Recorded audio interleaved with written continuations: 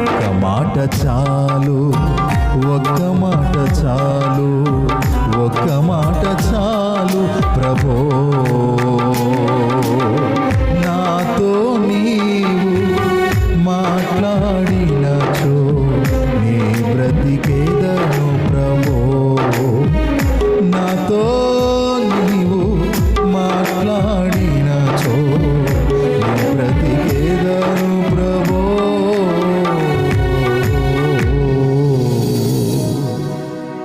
హల్లెలూయా, హల్లెలూయా. కాబట్టి ప్రియ దేవుని బిడ్డలారా, దేవుడు మాట్లాడాలనుకుంటున్నాడు. ఆయన మాటను మనం వినాలి అని అంటే చెప్పండి బిగ్గరగా, నిలబడాలి అనండి ఒకసారి. ఎలా నిలబడాలంట? చక్కగా నిలబడాలంట. దేవుడు దీన్ని కోరుకుంటాడు. మనం నిలబడటం దేవునికి ఇష్టం. మనం అటొగ్గంతు ఇటొగ్గంతు వేస్తూ ఉంటే దేవుడు మనతో మాట్లాడ్డు. మనం అటొక ఆలోచన ఇటొక ఆలోచన, అటు ఉన్నప్పుడేమో అటు వ్యక్తిలాగా, ఇటు ఉన్నప్పుడేమో ఇటు వ్యక్తిలాగా, ఒక నిలకడ లేకుండా, ఒక నిలబడే విధానం లేకుండా, దేవునిలో ఒక తీర్మానం లేకుండా, నేను దేవుని మనిషిని అనేటటువంటి ఒక నిర్ణయం లేకుండా, నిలబడే విధానము లేకుండా, ఏదో జీవితం అట్లా అటొగ్గంతు ఇటొగ్గంతు ఇటొగ్గంతు అటొగ్గంతు అనుకుంటా పోతా ఉంటే దేవుని నిజమైన స్పర్శను మనం అనుభవించలేం. గుర్తుపెట్టుకోండి. ఆమేన్. నిలబడాలి. మొదటి సమూయేలు గ్రంథంలో మనందరికీ తెలిసినటువంటి సన్నివేశమే. ఆ సహోదరికి పిల్లలు లేకముందే ఆవిడ దేవుని సన్నిధిలోనికి వెళ్ళి మొక్కుకుంది. ప్రభు, నాకు గనక బిడ్డనిస్తే నేను నీకు ఇస్తా. జాగ్రత్తగా మీరు ఆలోచించండి. నాకు బిడ్డనిస్తే నీకు ఇచ్చేస్తాను నీ సన్నిధిలో. దేవుడు కృప చూపించాడు, బిడ్డనిచ్చాడు. చాలామంది తీర్మానం చేస్తారు, కానీ తీర్మానంలో చెప్పండి నిలబడరు. నేను ఇది చేస్తానయ్యా అని అనుకుంటారు, కానీ కార్యం జరగగానే మర్చిపోతారు. నేను ఇది అనుకుంటున్నానయ్యా, ఈ కార్యం జరిగితే ఇలా నేను ఈ విధంగా సమర్పించుకుంటానయ్యా అని తీర్మానం తీసుకుంటారు. చాలామంది ఆ కార్యాన్ని దేవుడు చేసిన తర్వాత ఇక తీర్మాన సంగతి మర్చిపోతారు, మాట్లాడరు. గుర్తున్నా సరే లైట్గా తీసుకుంటారు, ఏ ముందలెత్తి. కానీ మనం చిన్న చిన్న విషయాల్లోనే అంత లైట్గా తీసుకుంటాం, కానీ ఆవిడ తన కుమారుణ్ణి ఇచ్చే విషయంలో లైట్గా తీసుకోవాలా. దేవుడితో ఏదైతే నిబంధన చేసిందో ఆ నిబంధన ప్రకారంగా కొడుకుని తీసుకుని బయలుదేరింది. పాలు మాన్పించిన తర్వాత కొడుకుని తీసుకెళ్ళి బయలుదేరి మందిరానికి వెళ్ళి మందిరంలో పెట్టింది. అక్కడ మనం ఆలోచిస్తే, అమ్మా, నువ్వేదైనా మొక్కుకుంటే నీ విషయంలో మొక్కుకోవాలి. నా విషయంలో నా పర్మిషన్ లేకుండా నువ్వు మొక్కుకుంటావేంటి? దేవునికి స్తోత్రం.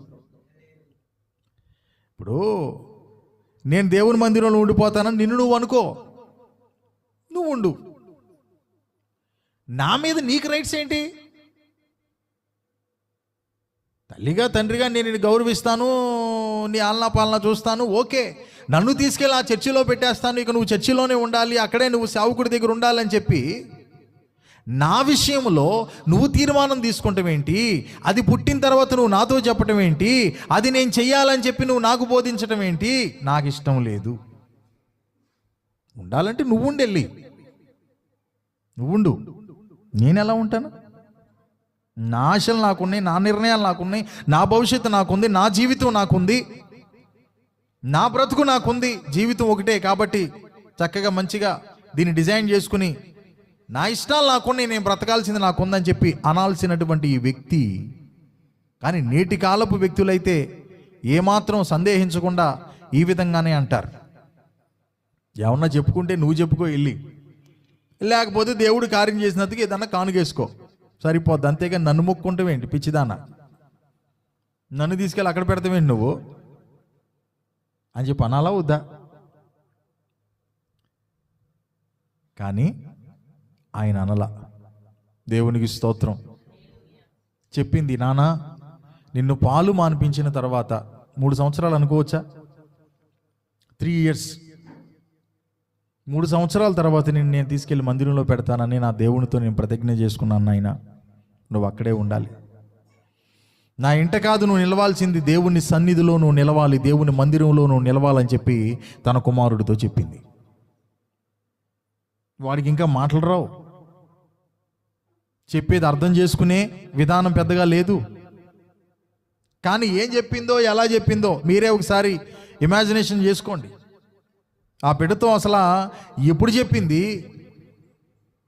ఏం చెప్పింది? కానీ ఆయన గారు అక్కడ నిలబడ్డాడు. దేవునికి స్తోత్రం చెప్పండి. చదువుతారా 1 సమూయేలు గ్రంథం? Thank you Jesus. ఎక్కడది? 2వ అధ్యాయమా? 1వ అధ్యాయంలో 26వ వచనం చదవండి అమ్మా. 1 సమూయేలు 1:26. నా ఏలిన వాని ప్రాణము తోడు నీ వద్ద నిలిచి యెహోవాను ప్రార్థన చేసిన స్త్రీని నేనే. ఈ బిడ్డను దయచేయమని యెహోవాతో నేను చేసిన మనవిని ఆయన నాకు అనుగ్రహించెను. కాబట్టి నేను ఆ బిడ్డను యెహోవాకు ప్రతిష్ఠించుచున్నాను. తాను బ్రతుకు దినములన్నిటను, ఈ మాటలు చాలా జాగ్రత్తగా గమనించాలి మనం. తాను బ్రతుకు దినములన్నిటను వాడు యెహోవాకు ప్రతిష్ఠితుడని చెప్పెను. అప్పుడు వాడు యెహోవాకు అక్కడనే మ్రొక్కెను. దేవునికి మంచి స్తోత్రం చెప్పండి. హల్లెలూయా. అయ్యా, నేను మొక్కుకున్న ఈ మొక్కుబడి లైఫ్ టైం మొక్కుబడి. ఏదో 4 రోజులు మురుపాయించి ఆ తర్వాత అడ్రస్ లేకుండా పోయే మొక్కుబడి కాదు ఇది. తాను బ్రతుకు దినములన్నిటను యెహోవాకే ప్రతిష్ఠితుడు. దేవునికి స్తోత్రం. ఈ మాట అన్నప్పుడు నువ్వేం మాట్లాడుతున్నావమ్మా? నా జీవిత కాలం అంతా నేను ఎక్కడుంటావేంటి అని చెప్పాను ఆయన అనలా. ఏం చేశాడు ఆయన? అతడు అక్కడే యెహోవాకు మ్రొక్కాడంట. దేవునికి స్తోత్రం. ఉంటారా 3 నెలల బిడ్డలు అమ్మ లేకుండా ఉండగలరా? 3 సంవత్సరాల బిడ్డలు అమ్మను చూడకుండా, అమ్మ దగ్గర లేకుండా, అమ్మ పక్కన పడుకోకుండా నిద్ర పడుతుంది? అసలు ఉండగలరా? కానీ ఆయన ఉన్నాడండి. అది మనం మాట్లాడేసుకునే అంత చిన్న సంగతి కాదు. తల్లి నిబంధన చేసుకుంది దేవునితో. ఆ నిబంధనలో ఈ బిడ్డ నిలబడ్డాడు. దేవునికి స్తోత్రం. తల్లి మొక్కుకుంది దేవుని దగ్గర. తల్లి మొక్కుకున్న మొక్కుబడిలో ఈ బిడ్డ నిలబడ్డాడు. దేవుని దగ్గర ఒక నిర్ణయం తీసుకుంది. ఆ నిర్ణయానికి ఈయన ఏం చేశాడు? నిలబడ్డాడు. దేవునికి స్తోత్రం. అందుకే 3వ అధ్యాయంలో ఒక మాట ఉంటుంది చూడండి. 10వ వచనం చదవండి. 3వ అధ్యాయం 10వ వచనం చదవండి. తరువాత యెహోవా ప్రత్యక్షమై నిలిచి ఆ రీతిగా సమూయేలు సమూయేలు అని పిలువగా, సమూయేలు నీ దాసుడు ఆలకించుచున్నాడు, ఆజ్ఞ ఇమ్మనెను. దేవునికి స్తోత్రం చెప్పండి. హల్లెలూయా. మీకు అర్థమైందా? దేవుడు ఏం మాట్లాడుతున్నాడు? నువ్వు నిలబడు, నేను నీతో మాట్లాడాలి అంటున్నాడు. ఎక్కడ నిలబడాలి? ఇక్కడ మనం చూస్తే కదా, ఈ సమూయేలు గారు అమ్మ ఎక్కడ నిలబడమందో అక్కడ నిలబడ్డాడు. దేవునికి స్తోత్రం. అమ్మ ఎక్కడ దేవుని సన్నిధిలో తీర్మానం తీసుకుందో, అమ్మ తీసుకున్న తీర్మానంలో బిడ్డ నిలబడ్డాడు.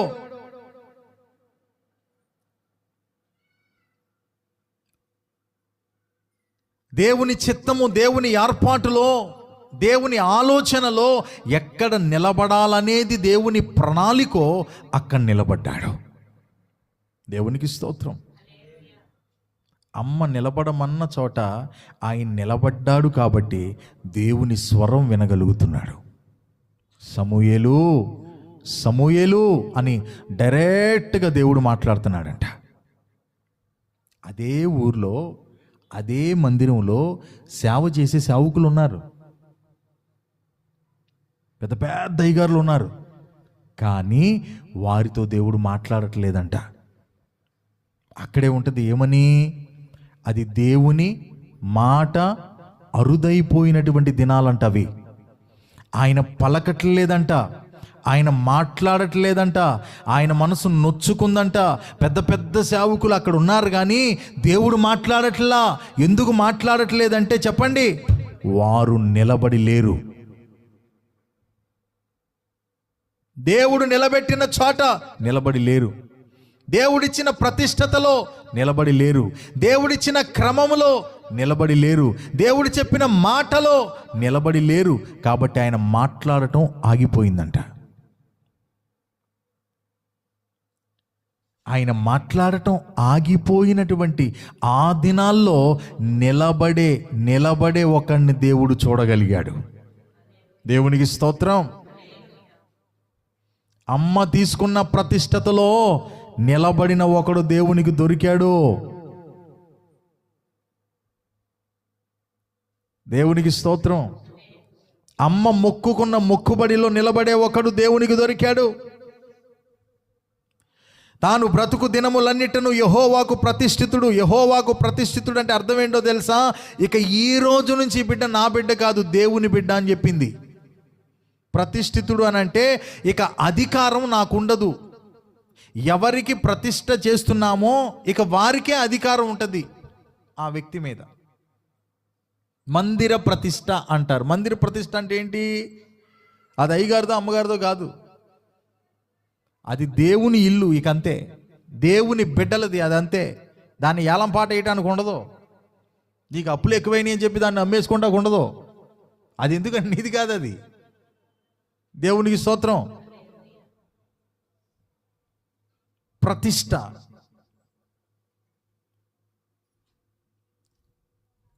అలాగే కొంతమంది బిడ్డల్ని ప్రతిష్ఠించుకుంటారు దేవునికి. ఇప్పుడు నన్ను ప్రతిష్ఠించారు దేవుడికి, ఇప్పుడు నన్ను ప్రతిష్ఠించిన తర్వాత నువ్వు నా ఇష్టాన్ని నెరవేర్చాలరా అని చెప్పి మా అమ్మ అంటాం కుదరదు. మా నాయన వచ్చి నా ఆశలు నువ్వు తీర్చాలరా అంటే కుదరదు. ఎందుకంటే యేసు ప్రభువే అన్నాడు ఏమని, అమ్మా నేను తండ్రి పనుల మీద ఉండవలసి ఉన్నదని నీకు తెలీదా అని చెప్పి అడిగాడు చిన్నప్పుడే. ప్రతిష్ఠిత అంటే ఏంటి? ఇక నా అధికారము ఈ వ్యక్తి మీద ఉండదయ్యా, ఈ రోజు నుంచి ఇక దేవుని అధికారానికి అప్పచెప్తున్నాను. దేవునికి స్తోత్రం. ఇకపోతే నేను మీ మధ్యలోనికి తీసుకురాగల ఆ మాట ఏంటయ్యా అంటే, అమ్మ ఎక్కడ నిలబడమని చెప్పిందో, దేవునితో ఎక్కడ ప్రతిష్ఠించుకుందో అక్కడ ఈ బిడ్డ నిలబడ్డాడు. కాబట్టి దేవుని స్వరం ఓపెన్ అయింది. అక్కడ ఉంటుంది, ఆయనంట దేవుని స్వరం వినటం అసలు ఆయనకి తెలియదంట. దేవునికి స్తోత్రం. 3వ వచనం చదవమ్మా, 3:3 చదువు. సమూయేలు దేవుని మందసమున్న యెహోవా మందిరములో పండుకొని ఉండగాను యెహోవా సమూయేలును పిలిచెను. అతడు చిత్తమండి నేనున్నానని చెప్పి ఏలీ దగ్గరకు పోయి, నీవు నన్ను పిలిచితివి కదా, నేను వచ్చినానెను. 7వ వచనం. సమూయేలు అప్పటికి యెహోవాను ఎరగకుండెను. ఏంటి? సమూయేలు అప్పటికి యెహోవాను ఎరుగకుండెను. తెలియదు అసలు దేవుడు అంటే ఆయనకి. దేవుని స్వరం ఎప్పుడు వినలా. వినపడుతుందా అకుల గారు? దేవుని స్వరాన్ని ఎప్పుడు వినలా, తెలియదు అసలు. అందుకే దేవుడు పిలిస్తే పాస్టర్ గారి దగ్గరికి పరిగెత్తాడు. అయ్యా పిలిచావా నాయనా? ఉన్నాను అని చెప్పి రాత్రి వేళ కూడా పరిగెత్తుకుంటూ వెళ్ళాడు. పెద్ద ఆయన పిలిచినట్టు ఉన్నాడని చెప్పి. ఆయన అంటే నేను పిలవలేదు నాయన నిన్ను. కాసేపాకు మళ్ళీ పిలిచాడు దేవుడు. మళ్ళీ పరిగెత్తుకుంటూ వెళ్ళాడు. పెద్ద ఆయన మళ్ళీ పిలిచాడు రా అని చెప్పి. నేను పిలవలేదయ్యా, ఈసారి కనుక మళ్ళీ నీకు వినపడితే నువ్వేం చేయాలో తెలుసా? మోకరించి, చిత్తము ప్రభువా నీ దాసుణ్ణి ఆలకించుచున్నానని చెప్పు. నిన్ను దేవుడు పిలుస్తున్నాడు, నేను కాదు పిలిచేది. దేవునికి స్తోత్రం. అదేంటండి? దేవుడు పిలిస్తే తెలిస్తే మిమ్మల్ని పిలవాలి కానీ నన్ను పిలవటం ఏంటి? పిలిస్తే తెలిస్తే మీ ఇద్దరు పిల్లలు ఉన్నారు కదా, యాజకత్వ ధర్మం జరిగిస్తున్నారు కదా, పాపిష్టి పనులన్నీ చేసుకుంటా. వాళ్ళని పిలవాలి కదా, నన్ను పిలవటం ఏంటి? వాళ్ళని ఎందుకు పిలవట్లేదు అని అంటే వారు దారి తప్పిపోయారు, నిలబడవలసిన చోట నిలబడకుండా పడిపోయారు, ఇష్టానుసారంగా వారి జీవితానికి వారు తొలగిపోయారు. కాబట్టి వారితో మాట్లాడడానికి దేవునికి మనసు లేదు. నీతో మాట్లాడితే అయ్యా నేను ఆలకిస్తున్నానయ్యా అని చెప్పు, దేవుడు నీతో మాట్లాడతాడని చెప్తే ఇక ఈయన గారికి ఆ స్వరం మళ్ళీ వినపడింది, సమూయేలు సమూయేలు అని దేవుడు పిలిచాడంట. దేవునికి స్తోత్రం. జాగ్రత్తగా వినాలి జాగ్రత్తగా. మీరు ఈ మాటలు మీరు వింటూ ఉండగా మీలో ఒక ఆశ రగలనివ్వండి. ఏంటో తెలుసా? నా దేవుడు నన్ను పిలవాలి, నా దేవుని స్వరం నేను వినాలి. ఈ భూమి మీద ఆత్మీయులకు ఉండేటటువంటి అత్యున్నతమైనటువంటి ఆశల్లో ఇదొకటి. నా దేవుడు నాతో మాట్లాడాలి, నా దేవుని స్వరం నేను వినాలి. నేను దేవుడితో ఎన్నో మాటలు చెప్తున్నా, దేవుడు నాతో మాట్లాడాలి, దేవుడు నాతో వయస్సుతో నిమిత్తం లేదని సంగతి ఇప్పుడు మనం ధ్యానం చేసుకునే వాక్యమే మనకు చెప్తుంది.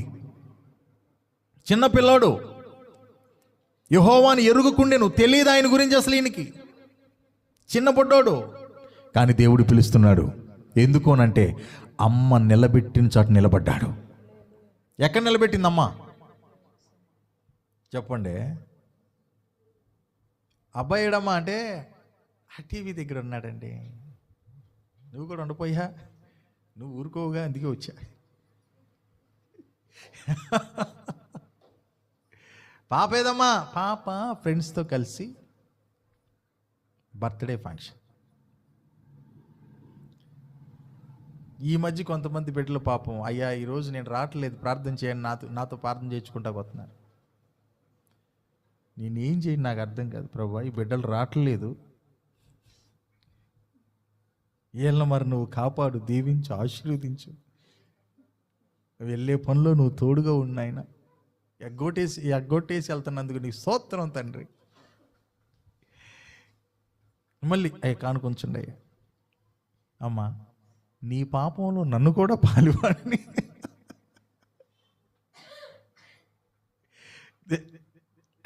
దేవునికి స్తోత్రం చెప్దాం. హల్లెలూయా. ఏదమ్మా అమ్మాయి ఏది? పలానా సార్. అబ్బాయి ఏడి? అక్కడ ఉన్నాడు. ఇవాళ తల్లిదండ్రులు చెప్పేది ఇది.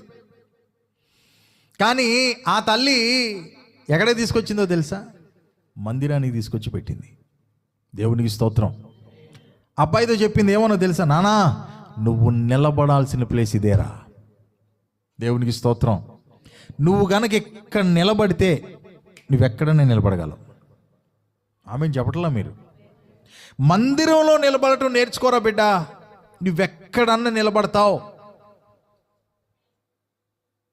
ఏం చెప్పిందయ్యా పాలు మానిపించే లోపు? హన్నా గారు కుమారుడు కానంటే, నానా నువ్వు మందిరంలో నిలబడాలి, మందిరంలో నిలబడాలి, దేవుని సన్నిధిలో నిలబడాలి, దేవుని సన్నిధిలో నిలబడాలి. నువ్వు అక్కడ నిలబడాలని నేను నీ గురించి నేను దర్శనం కలిగి ఉన్నాను, మొక్కుకున్నాను, ప్రార్థన చేస్తున్నాను. మందిరంలో నిలబడాలి, నిలబడాలి, నిలబడాలి. నేటి దినపు తల్లిదండ్రులు కూడా వారి బిడ్డల విషయమై చేయవలసిన ప్రార్థన ఇది. నా బిడ్డ నీ మందిరంలో నిలబడాలి, నా బిడ్డ నీ మందిరంలో నిలబడాలి. దేవునికి స్తోత్రం. నిజమండి, మీ అందరికీ నా దండం పెట్టి చెప్తున్నాను, తల్లిదండ్రులుగా మీరు ఈ ప్రార్థన చేయాలి. వాడు గనక మందిరంలో నిలబడితే ప్రయోజకుడు అవుతాడు, దీవించబడతాడు, అనేక మందికి దీవెనకరంగా ఉంటాడు, తర్వాత నిన్ను కూడా బ్రహ్మాండంగా చూసుకుంటాడు. మందిరంలో కనుక నిలబడవలసిన సమయంలో నిలబడకపోతే వేరే ప్రదేశాల్లో నిలబడుతున్నారుగా, వైన్ షాపుల్లో నిలబడుతున్నారుగా, వ్యభిచార గృహాల్లో నిలబడుతున్నారుగా,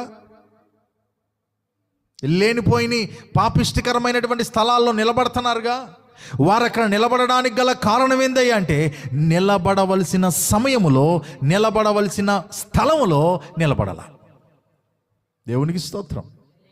అమ్మ ఎంతవరకు కష్టపడిందయ్యా అంటే, అబ్బాయి నువ్వు నిలబడవలసిన స్థలం ఏందయ్యా అంటే దేవుని సన్నిధయ్యా, దేవుని మందిరం అయ్యా, నువ్వు అక్కడ నిలబడాలి. మమ్మీ చదువు ఉంది, చదువుకోరా, ఎల్లొచ్చిన తర్వాత చదువుకో.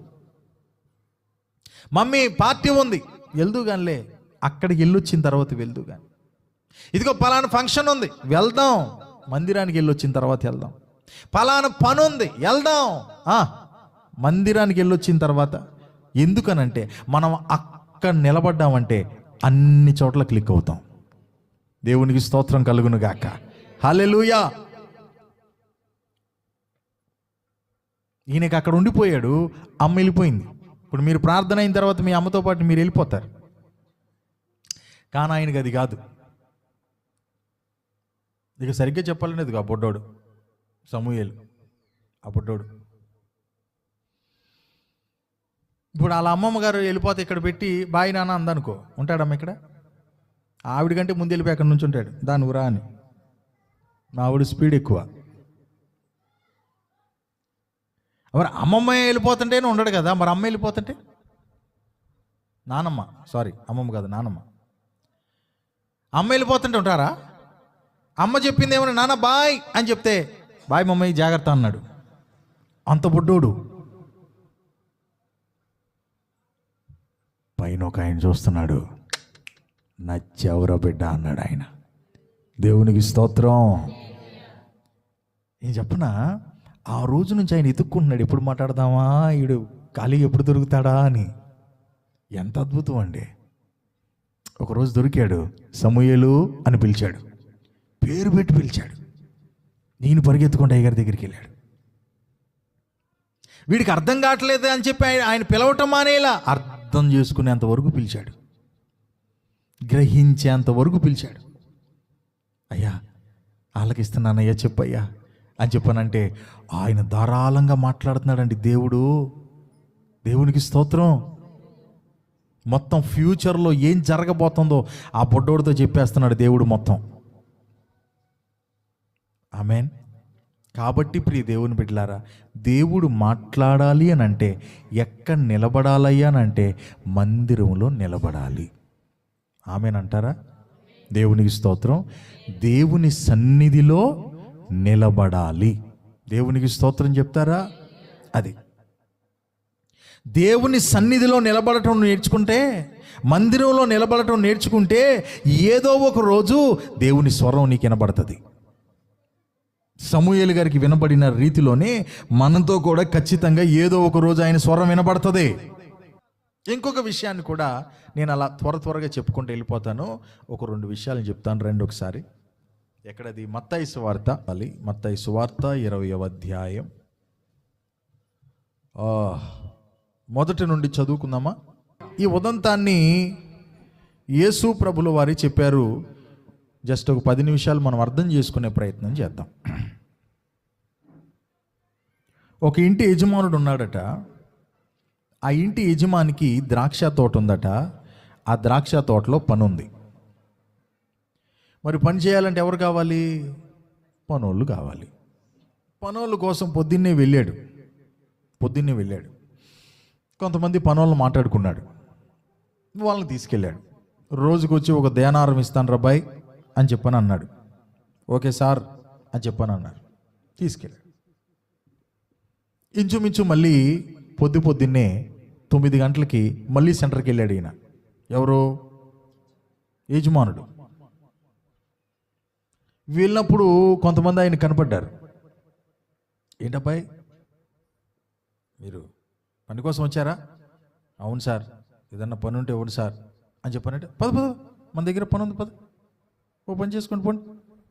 పలానా ఏరియా, ఆ ద్రాక్ష తోట అక్కడే, ఆ పొలమే అదే అని చెప్పి అడ్రస్ చెప్పాడు. వాళ్ళు వెళ్ళిపోయారు. వెళ్ళి వాళ్ళ పని వాళ్ళు చేస్తూ ఉన్నారు. మరలా ఎన్నింటికి వచ్చాడంటే ఈయన 12 గంటలకు వచ్చాడంట. 12ంటికి పని పెట్టుకుంటారు ఎవరైనా వచ్చి? 12ంటికి వచ్చి ఎవరైనా పనులకి తీసుకెళ్తారా? తీసుకెళ్ళరు. 12ంటికి వస్తే ఆ 12 సమయంలో కూడా కొంతమంది ఉన్నారంట సెంటర్లో. ఎందుకు? పనికి వచ్చిన వాళ్ళు. అబ్బాయి ఏది మీరు పని కోసం? అవును సార్, పని కోసం వచ్చాం సార్, ఏదన్నా పని చేసుకుంటాం సార్ అంటే, పోరా మన పొలం ఉంది, పని చేసుకో అని అన్నాడు. 12ంటికి మళ్ళీ 3 గంటలకు వచ్చాడంట. 3 గంటలకు వచ్చినా సరే కొంతమంది అక్కడ ఉన్నారంట. వాళ్ళకు కూడా అలాగే చెప్పాడు. ఆగల 5ంటికి కూడా వచ్చాడు. 5ంటికి వచ్చి అక్కడ కొంతమంది నిలిచి ఉన్న వారిని, ఎవరిని చూశాడు? ఎవరిని చూశాడు? అది పట్టుకోండి పాయింట్. మన పాయింట్ ఏంటి ఈరోజు? నరపుత్రుడా, నువ్వు చక్కగా నిలబడు, నేను నీతో మాట్లాడాలి. దేవునికి స్తోత్రం. ఇక్కడ కూడా వీళ్ళు ఎవరంట? వీళ్ళు నిలిచి ఉన్నవారు. వీరిని చూసి, ఏంటబ్బాయి ఇప్పుడు వరకు ఇక్కడే ఉన్నారా మీరు? అవును సార్. ఎందుకు ఇక్కడ ఉన్నారు? మమ్మల్ని ఎవరు పనికి పెట్టుకోలేదండి. అవునా? అయితే పని అని చెప్పి 5ంటికి కూడా ఎన్నింటికి అయిపోద్దో తెలుసా? 6ంటికి. అట్లాంటి వాళ్ళు మనకు కూడా దొరికితే బాగుండయ్యా. మీకు ఏది న్యాయమో అది నేను మీకు ఇస్తాలే, చేస్తాలే, పని చేయండి పోండి అని చెప్పి ఆగి ఆలోచిస్తే వాళ్ళు ఎక్కడున్నారు, ఎక్కడ నిలిచి ఉన్నారు అనే పాయింట్ మీదకి వెళ్ళింది నా దృష్టి. ఎక్కడ నిల్చున్నారు అనంటే, యజమానుడు వచ్చి పనికి పిలిచే ప్లేస్లో నిలబడి ఉన్నారు. మీరు కూడా మీకు కొన్ని దాని గురించి తెలుసు. పనికి ఎక్కడికి వచ్చి ముఠా మేస్త్రులనో, లేకపోతే టాపీ మేస్త్రులనో, లేకపోతే పెయింటర్స్నో, లేకపోతే ఏదో ఒక మేస్త్రి పలానా సెంటర్లు అని ఉంటాయి కదా. ఆ సెంటర్లో చక్కగా మనకి ఏమన్నా, దాని పేరేంటి, ఏసీ బిల్డింగ్లు ఏమైనా ఉంటాయా?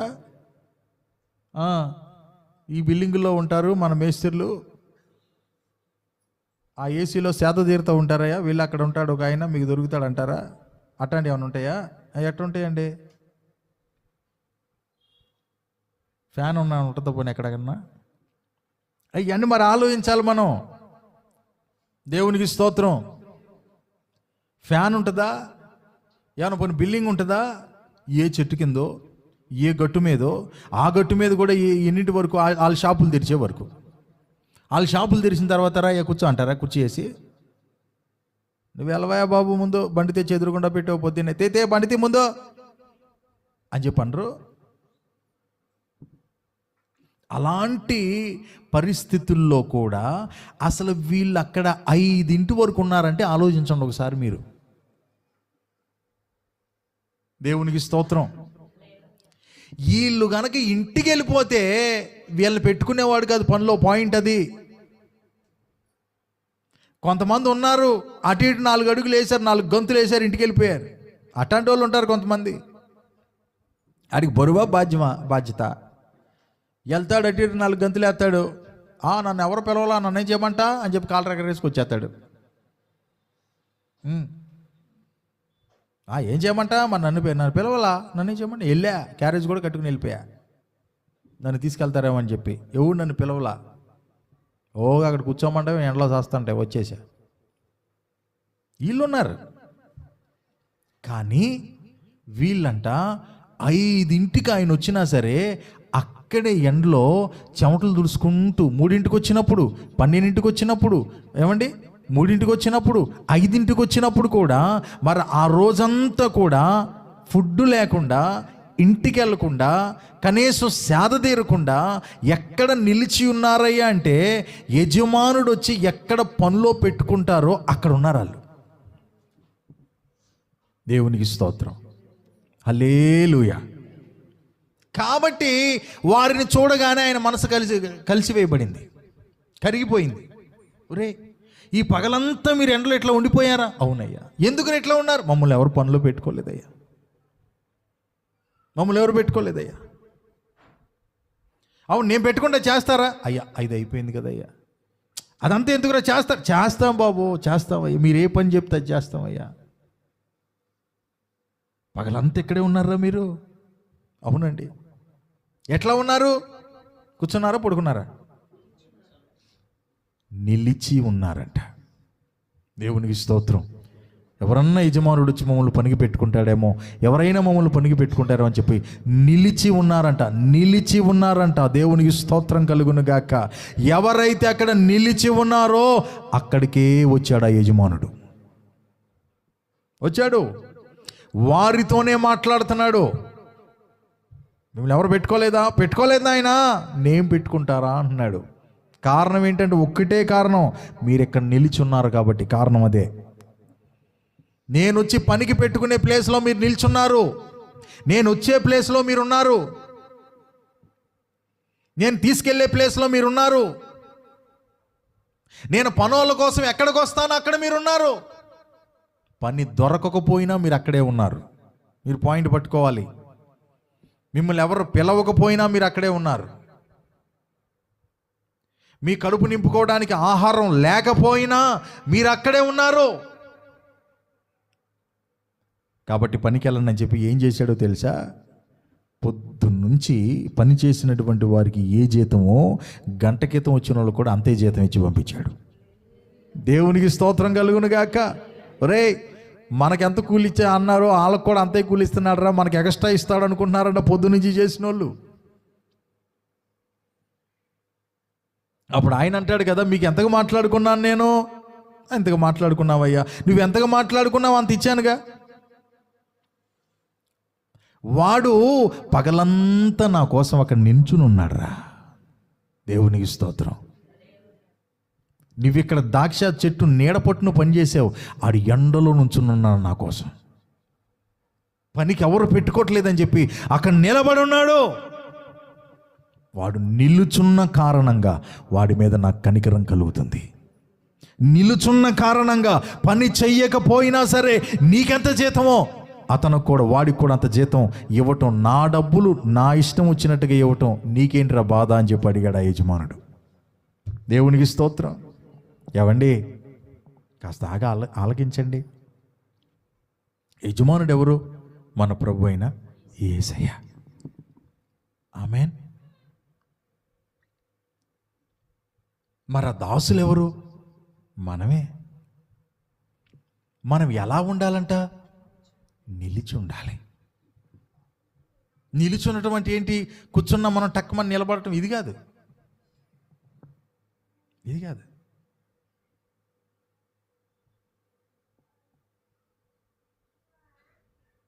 ప్రార్థన జీవితంలో చెప్పండి, పరిశుద్ధత జీవితంలో దేవునికి స్తోత్రం.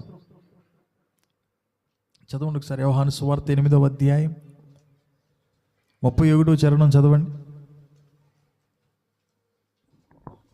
కాబట్టి యేసు తనను నమ్మిన యూదులతో, మీరు నా వాక్యమందు నిలిచిన వారైతే నిజముగా నాకు శిష్యులై ఉండి సత్యమును గ్రహించెదరు. దేవునికి స్తోత్రం. ఎక్కడ నిలబడాలంట? యూదులతో ఆయన ఏమంటున్నాడు? మీరు నా వాక్యమందు నిలబడాలి. దేవునికి స్తోత్రం. ఆయన సన్నిధికి వచ్చిన మనతో కూడా ప్రభు అనే మాట ఏంటో తెలుసా?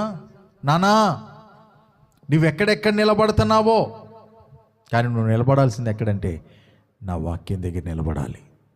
నా వాక్యము యందు నిలబడాలి, వాక్యములో నిలబడాలి, నువ్వు తీసుకున్నటువంటి తీర్మానములో నిలబడాలి. నువ్వు నిలబడితే సమయం దాటిపోయినా సరే నేను నిన్ను కలుసుకునే సమయం మాత్రం దాటిపోదు. 5ంటికి వచ్చాడుగా, 5ంటికి కూడా వచ్చాడు. ఇంకో గంటలో అయిపోద్ది మీటింగ్ అక్కడ, ఇంకో గంటలో అయిపోద్ది పని అక్కడ. 6ంటికి క్లోజ్. 5ంటికి కూడా వచ్చాడు. ఎందుకంటే నా కోసం నిలబడిన వాళ్ళు ఉన్నారు అక్కడ. దేవునికి స్తోత్రం. పరిశుద్ధతలో నిలబడు, నీతిలో నిలబడు, భక్తిలో నిలబడు, ప్రార్థనలో నిలబడు, వాక్యమందు నిలబడు, వాక్యాన్ని నెరవేర్చుటయందు నిలబడు. ఈ విషయాల్లో నిలబడని వారు ఒకవేళ దీవించబడుతూ నీకు కనపడుతున్నా సరే ఎక్కడ కంగారు పడొద్దు. నువ్వు మాత్రం నిలబడు. ఎందుకంటే నీ కోసం నీ దేవుడు ఖచ్చితంగా ఏదో ఒక రోజు వస్తాడు. దేవునికి స్తోత్రం. ఆయన అన్నాడు కదా, నువ్వు నిలబడు, నేను నీతో మాట్లాడతా. నువ్వు నిలబడు, నేను నీతో మాట్లాడతా. ఇలాగే మరొక అధికారి ఉన్నాడు. అపోస్తుల కార్యం 10వ అధ్యాయంలో ఆయన మనకు కనబడతాడు.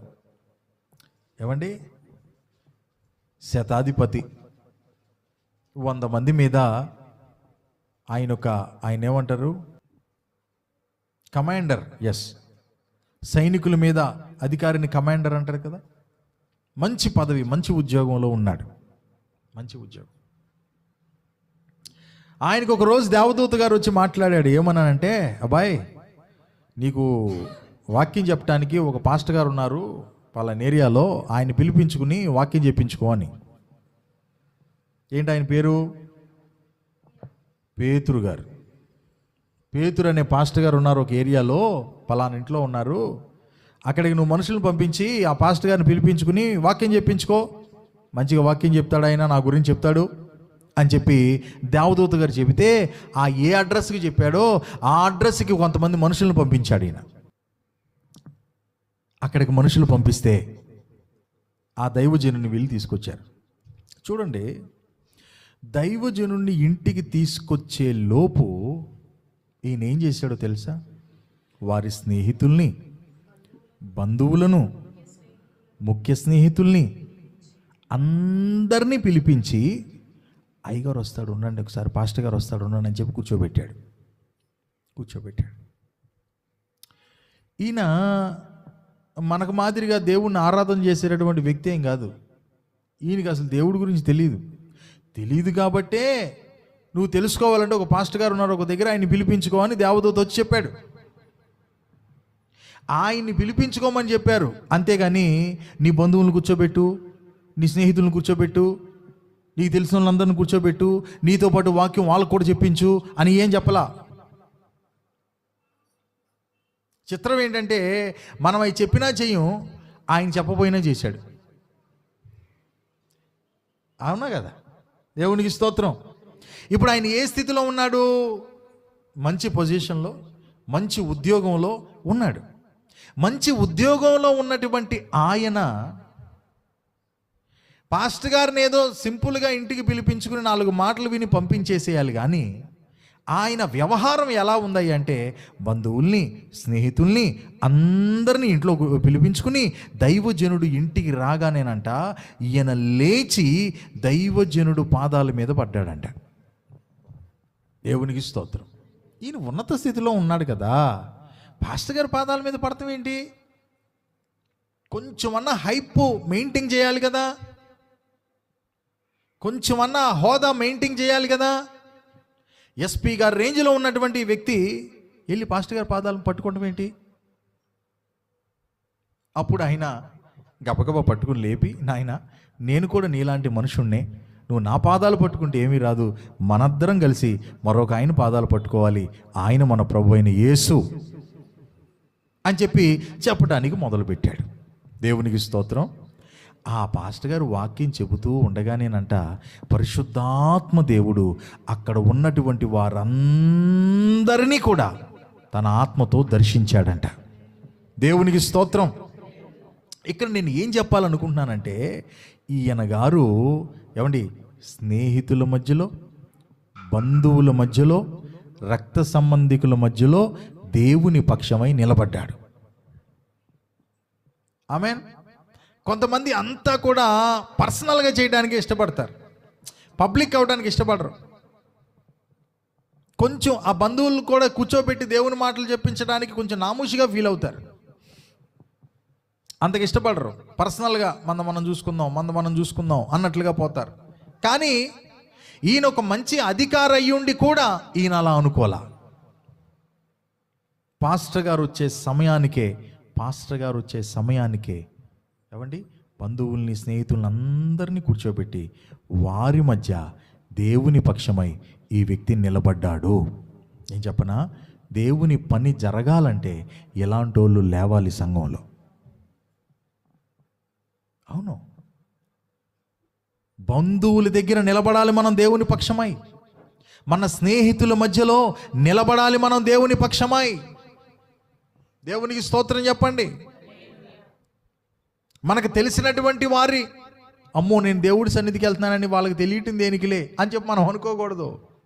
ఎందుకంటే వాక్యం చెప్తుంది ఏమనంటే, మీరు నా విషయంలో సిగ్గుపడితే పరలోకంలో మీ విషయంలో నేను సిగ్గుపడతానని యేసు ప్రభువు చెప్పాడు. బంధువుల మధ్యలో, స్నేహితుల మధ్యలో ఆయన గారు సిగ్గుపడలా, ఆయన నిలబడ్డాడు. మనం కూడా ప్రియ దేవుని బిడ్డలారా దేవుని పక్షమై మన బంధువుల మధ్యలోనూ, స్నేహితుల మధ్యలోనూ, ముఖ్య స్నేహితులు. ఇప్పుడు ఈయన అధికారి కదా, ఈయనకి స్నేహితులు ఎలాంటి వాళ్ళు ఉంటారండి? అధికారులే ఉంటారుగా చాలా మట్టుకు. ఈయన ఉన్నత స్థితిలో ఉన్న వ్యక్తి, మరి ఈయనకి తెలిసిన వాళ్ళు ఉన్నత స్థితిలో ఉన్న వాళ్ళే ఉంటారుగా. వాళ్ళందరినీ పిలిపించంట, వాళ్ళందరి ముందు దేవుని పక్షమై నిలబడ్డాడు. దైవజనుడు రాగానే చెప్తున్నాడు, ఏమని? అయ్యా నా సాక్ష్యం ఇదని చెప్పి సాక్ష్యం చెప్తున్నాడు. ఏందయ్యా నీ సాక్ష్యం అంటే, దేవదూత ఒకడు వచ్చి నీ ఉన్న అడ్రస్ నాకు చెప్పాడయ్యా, కాబట్టి నీ దగ్గరికి నేను పంపించానయ్యా. చెప్పాడా లేదా? చెప్పాడు. ఎక్కడ చెప్తున్నాడు? స్నేహితుల ముందు, బంధువుల ముందు, అధికారుల ముందు తన సాక్ష్యం చెప్తున్నాడు. మనం నేర్చుకోవాలి. బంధువుల ముందు మన సాక్ష్యం చెప్పాలి, స్నేహితుల్లో మన సాక్ష్యం చెప్పాలి. అవసరమైతే నీ నీ నీ సాక్ష్యం చెప్పడానికే కూటం పెట్టించుకోవాలి ఇంట్లో. సాక్ష్యం చెప్పడానికే నీ సాక్ష్యం చెప్పు. సాక్ష్యం చెప్పిన తర్వాత దైవజనుడు 2 మాటల వాక్యం అందించి ముగిస్తాడు. అక్కడ అదే జరిగింది. ఆయన సాక్ష్యం చెప్పాడు. తర్వాత దైవజనుడు దేవుని మాటలు అందిస్తూ ఉండగా పరిశుద్ధాత్మ దేవుడు దిగి వచ్చి అందరినీ దర్శించాడంట. దేవునికి స్తోత్రం. కాబట్టి ప్రభు ఈ పగటి వేళ ఆయన మనతో మాట్లాడుతున్న మాట, నానా నువ్వు నిలబడాలి, ప్రార్థనా జీవితంలో నిలబడు. అమ్మ ఎక్కడ నిలబెట్టింది? తీసుకెళ్ళి సంఘంలో, మందిరంలో నిలబెట్టింది. మందిరంలో నిలబడాలి. ఒకరోజు అటు, ఒకరోజు ఇటు, అటొగ్గంత ఇటొగ్గంత అన్నట్లు కాకుండా దేవుని మందిరంలో నిలబడాలి. అప్పుడే సమూయేలుకు దేవుని స్వరం వినబడింది. Praise the Lord. కాబట్టి ఇప్పుడు దేవుని బిడ్డలారా, దేవుడు మాట్లాడతాడు, మనతో మాట్లాడతాడు. మనం ఎదుర్కొనే సమస్యలతో, పరిస్థితులతో ఆయన మాట్లాడతాడు. ఏది మనం సమాధానాలు చెప్పుకోలేకపోతున్నామో ఆ విషయాలతో సహా ఆయన మాట్లాడతాడు. ఆయన మన పక్షమై మాట్లాడాలన్నా, మనతో మాట్లాడాలన్నా ఆయన నిలబెట్టిన చోట్లో మనం నిలబడదాం. ఆమేన్. అదే కదా ఆయన చెప్పాడు, నీవు చక్కగా నిలబడు, నేను నీతో మాట్లాడవలేను.